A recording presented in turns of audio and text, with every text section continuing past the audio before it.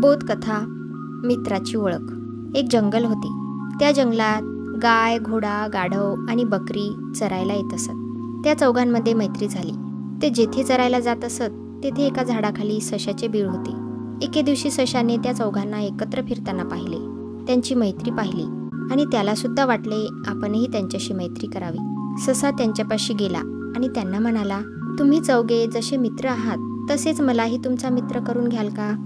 ते सर्वजण तयार झाले आणि त्यानंतर ससा सुद्धा त्यांचा मित्र झाला. सशाला मोठा आनंद झाला. आता ससा पण त्यांच्याबरोबर फिरू लागला.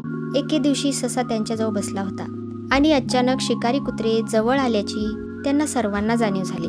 ससा गाईला म्हणाला, तू मला तुझ्या पाठीवर बसव. जेव्हा शिकारी कुत्रे जवळ येतील तेव्हा त्यांना तू तुझ्या शिंगांनी मारून पळवून लाव. त्यावर गाय म्हणाली, आता तर माझी घरी जाण्याची वेळ झाली आहे. तेव्हा ससा घोड्याकडे गेला.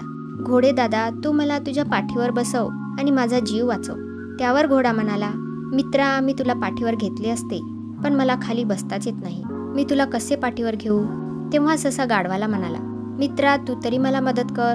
त्यावर गाढव म्हणाले, मी तर आता घरी चाललो आहे, तू तुझे बघ. मग शेवटी ससा बकरीकडे गेला. बकरी ताई, तू तुझ्या पाठीवर मला घेतेस काय?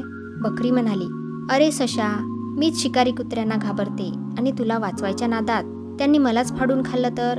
तेव्हा तू तुझे बघ. एवढ्यात कुत्रे तिथे पोहोचले. ससा जीवाचा आकांत करून पळाला आणि एका झाडाच्या पाठीमागे जाऊन लपला. कुत्रे निघून गेले आणि ससा मरणापासून वाचला. त्याने मनात विचार केला, असे मित्र असण्यापेक्षा मित्र नसलेले बरे. तात्पर्य, मित्राची खरी ओळख संकटात होते. आपले म्हणणारे संकटात सोडून जातात याचा अनुभव नेहमीच येतो. तर मित्रांनो, ही गोष्ट इथेच संपते. अशाच प्रकारच्या मनोरंजक कथा ऐकण्यासाठी आमच्या चॅनलला सबस्क्राईब करा.